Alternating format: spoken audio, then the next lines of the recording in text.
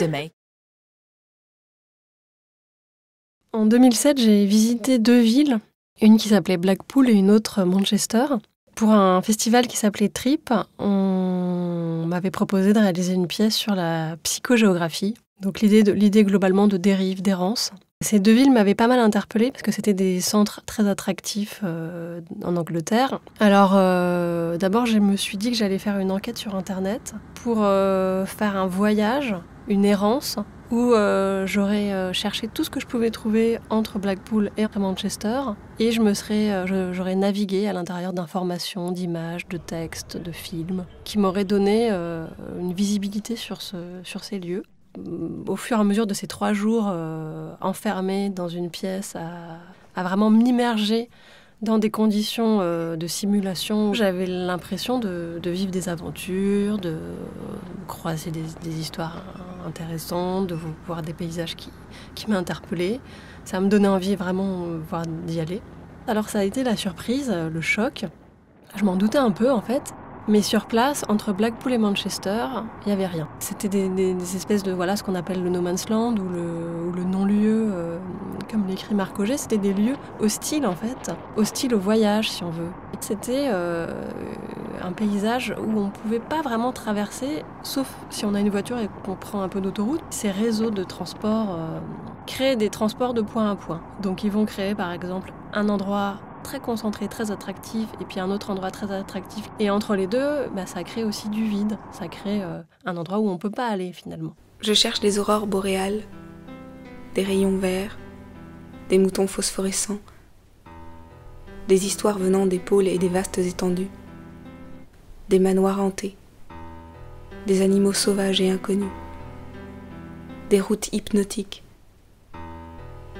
des personnages de série B, des fous des motels.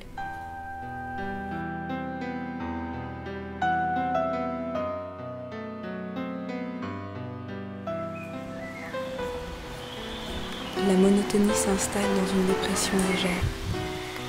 Psychose de la monotonie apparente. Encore des allées régulières bordées de maisons sagement posées là et là.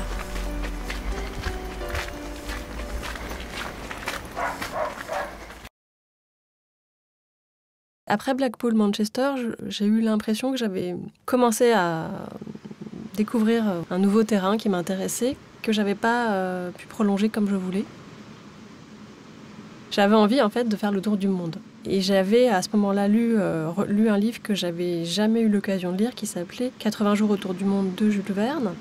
Dans 80 jours autour du monde, il y a donc le héros Phileas Fogg qui va suivre un itinéraire qui est l'itinéraire censé être le plus court pour faire le tour du monde en 80 jours, qui avait été diffusé dans les journaux à l'époque.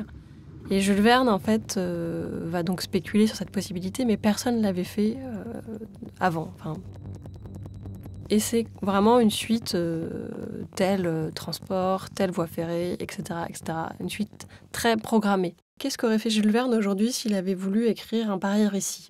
Je suivais cet itinéraire que j'avais tracé dans un logiciel interface qui s'appelle Google Earth en essayant de suivre pas à pas le voyage et en regardant exactement tout ce que je pouvais récolter sur la route qui avait été mis soit par l'interface, soit par les utilisateurs de type photos, vidéos, textes, articles, informations sur la météo, informations sur la géographie, l'histoire du pays, etc., etc. Et donc j'avais tellement d'informations sur le parcours que c'était une indigestion d'éléments, une indigestion mentale. Donc il fallait au contraire prendre le temps. Et je me suis dit que j'allais le faire le plus lentement possible. Et donc j'ai mis 1 an.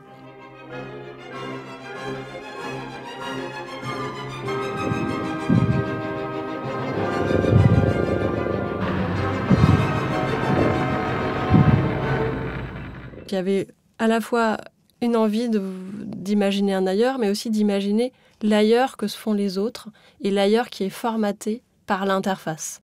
Par exemple, Larry Page et Sergey Brin, qui sont à l'origine du moteur de recherche et de l'algorithme de requête de recherche Google. Quelle est leur motivation de base ? Très vite, je me rendais compte que ce qu'ils voulaient, c'était simplement, tout bêtement, ramasser la somme des informations du monde pour en avoir la totalité. Parce que celui qui possède la représentation possède le symbole du monde. Donc posséder le symbole du monde sous forme de carte navigable, c'était une image, mais c'est extrêmement fort. C'est posséder finalement l'imaginaire une sorte de totalitarisme d'imaginaire.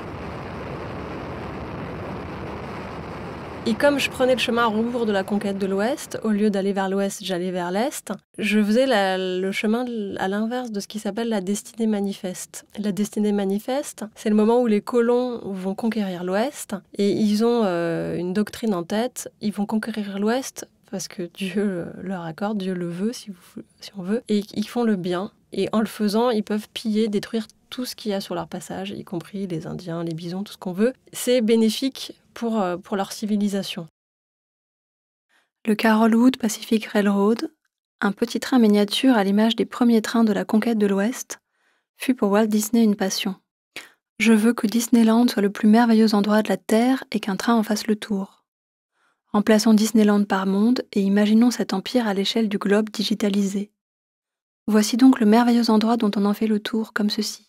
Disney construirait une ligne de chemin de fer touristique autour du monde pour en faire littéralement le tour, en hommage au voyage en 80 jours.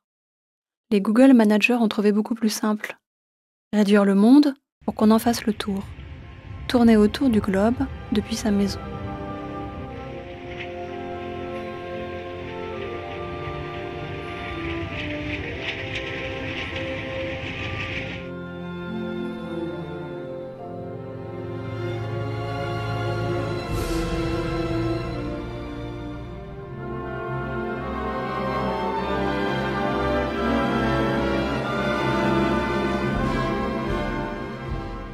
Ce côté de Tiny Manifest se retrouve évidemment dans ces moteurs de recherche parce que leur doctrine, c'était « je veux faire le bien de l'humanité, je vais la représenter entièrement et je vais la donner accessible à tout le monde ». Ce qui était assez intéressant, c'est qu'au fur et à mesure du parcours, je me suis rendu compte qu'en fait, c'était les routes des câbles Internet. C'est-à-dire qu'en fait, les câbles Internet, là où transite l'information par Internet, presque les 9/10 de l'information transitent par là, ils sont des câbles qui sont mis aux trajets les plus courts en passant par la mer. Donc ils reprennent aussi le canal de Suez, la route vers la mer d'Oman, etc.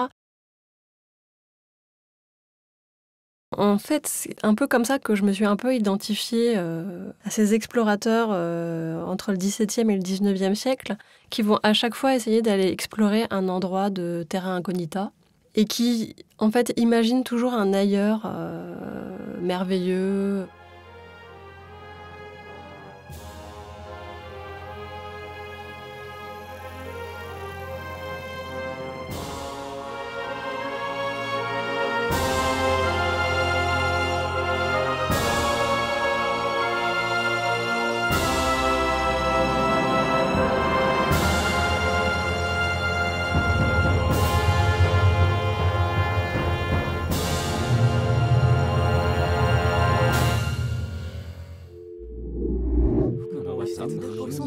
den Rechten.